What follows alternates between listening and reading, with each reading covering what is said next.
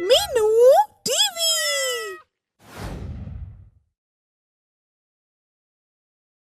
एक दिन मैगी नाम का एक मोटा तगड़ा लंबी गर्दन वाला मुर्गा कचरे के ढेर में खाना ढूंढ रहा था, तो उसे कांच का एक टुकड़ा मिला। कांच का वह टुकड़ा धूल और गंध में अड़ा पड़ा था, मगर फिर भी सितारे सा चमक रहा था।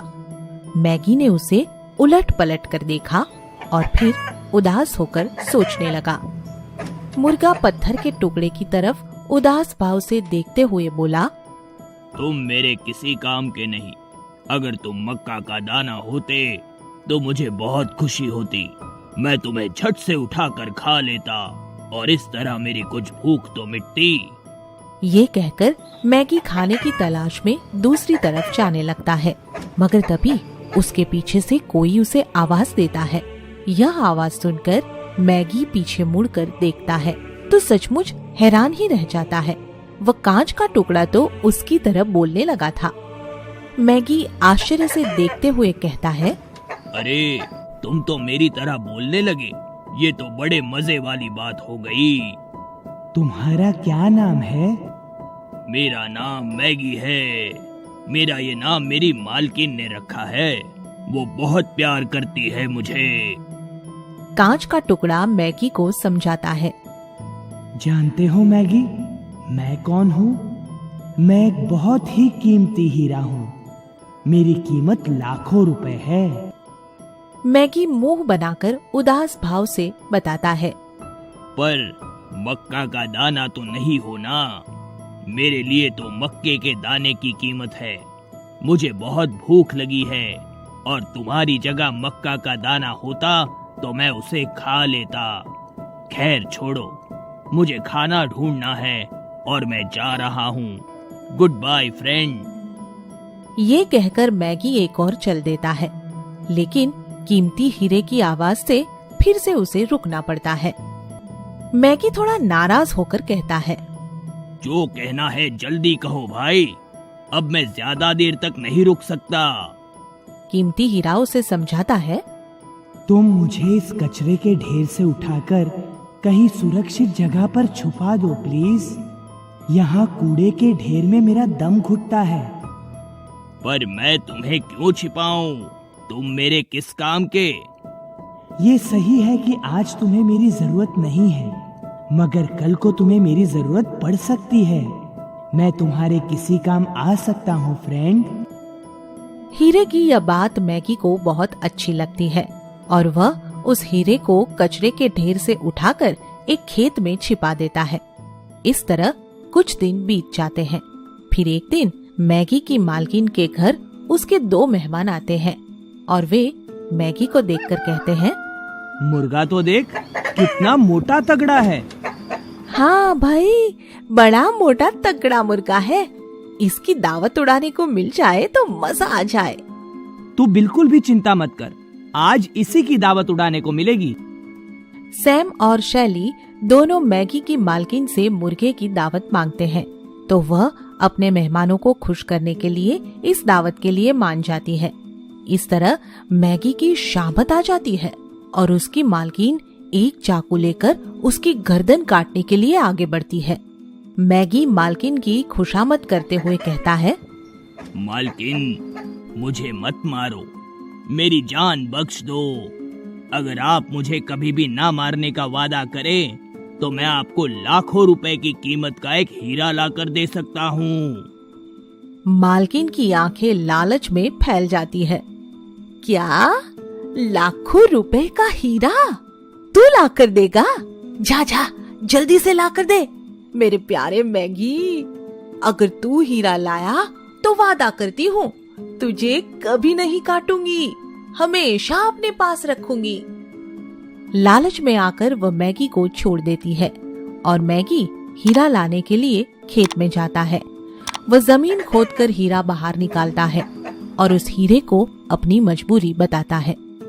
हीरा कहता है, फ्रेंड, तुम बेशक से मुझे अपनी मालकिन को ले जाकर दे दो, पर फिर भी तुम्हारी जान बचने वाली नहीं है, क्योंकि वो लालची है और लालची लोग किसी के सगे नहीं होते। पर मुझे पूरा भरोसा है कि वो अपना वादा कभी नहीं तोड़ेंगी। तेरे जैसा कीमती हीरा पाकर वो हमेशा मेरा एहसान मानेंगी।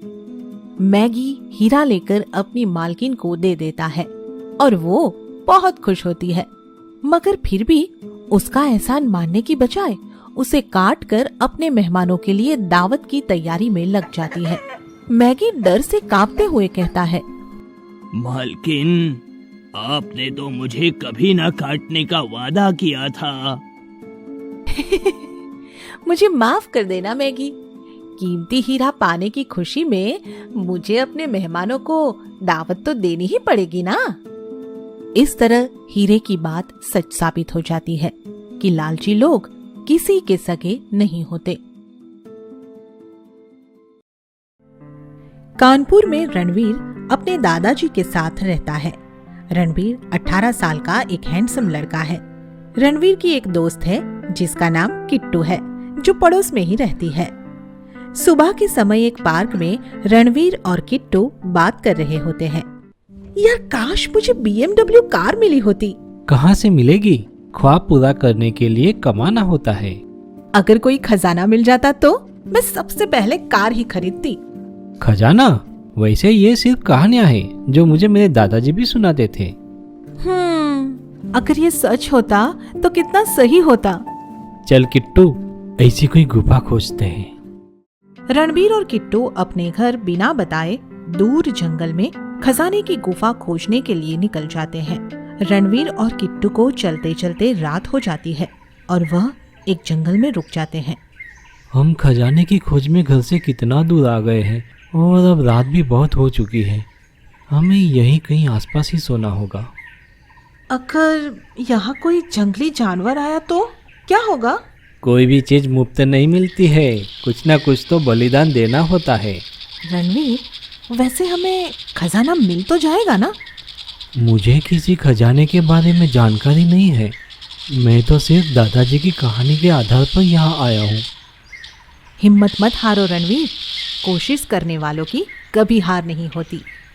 रणवीर और किट्टू बात कर रहे हैं कि तभी उन्हें एक शेर की दहाड़ सुनाई आती है और वह डरकर पेड़ के पीछे छुपने की कोशिश करते हैं। शेर रणवीर और किट्टू की तरफ बढ़ता है। मैं इस शेर से नहीं डरूंगा और लड़ाई करूंगा। तुम पागल हो गए हो क्या? शेर है वो, खा जाएगा। रणवीर शेर के ऊपर कूद पड़ता है और दोनों की बहुत लड़ाई होती है। शेर रणवीर को मारने की कोशिश करता है, लेकिन तभी रणवीर उस पर वार करता है। कुछ समय बाद शेर अलग हट जाता है और अपने मानव शेर रूप में आ जाता है, जिसमें वह आधा शेर और आधा मानव बन जाता है। मैं एक इच्छाधारी शेर हूँ और यहाँ का राजा हूँ। तुम मुझे खाना क्यों चाहते थे? इस गुफा के आसपास जो भी आता है उसकी परीक्षा होती है। गुफा? कौन सी गुफा? खजाने की गुफा।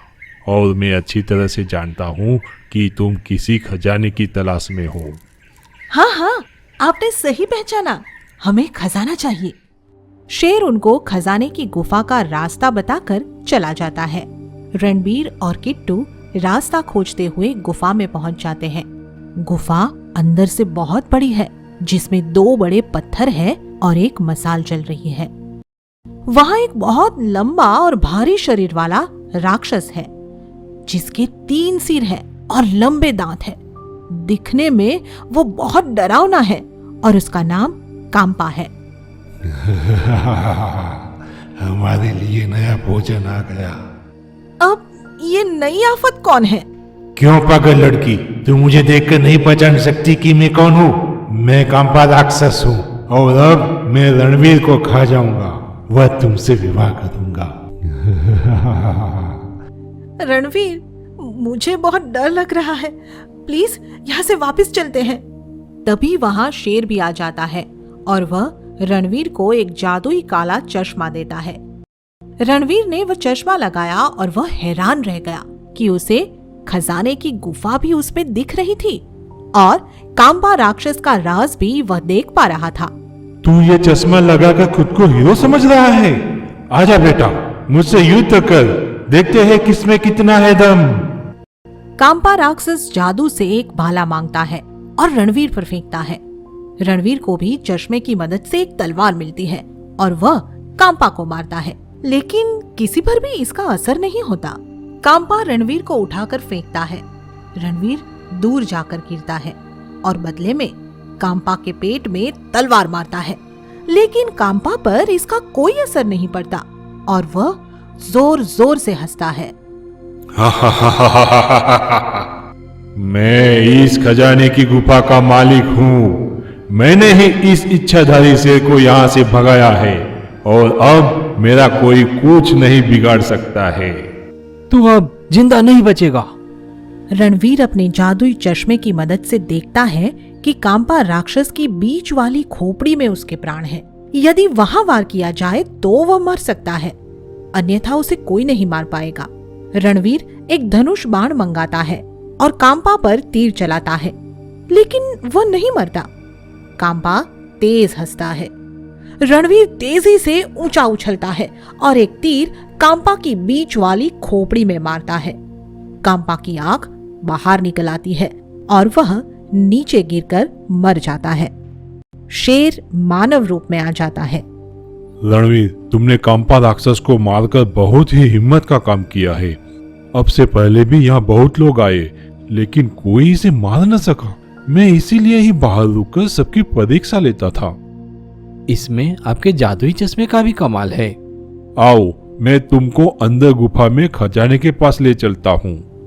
तीनों खजाने के पास जाते हैं और किट्टू और रणवीर इतना सारा खजाना देखकर हैरान रह जाते हैं। आज से ये गुफा हमारी हुई। रुको लड़की, ये गुफा तुम्हारी नहीं हो सकती, लेकिन इसमें से मैं तुम्हें कुछ सोना जरूर दे सकता हूँ, जिससे तुम पूरी जिंदगी आराम से जी सको। ठीक है, आप इतना ही दे दीजिए। शेर रणवीर और किट्टू को सोना दे देता है, जिसे वह लेकर घर वापस आ जाते हैं और अपनी जरूरत की सभी चीजें खरीद लेते हैं। आगे की मजेदार स्टोरी के लिए चैनल को सब्सक्राइब करें और बेल आइकन प्रेस करना ना भूलें।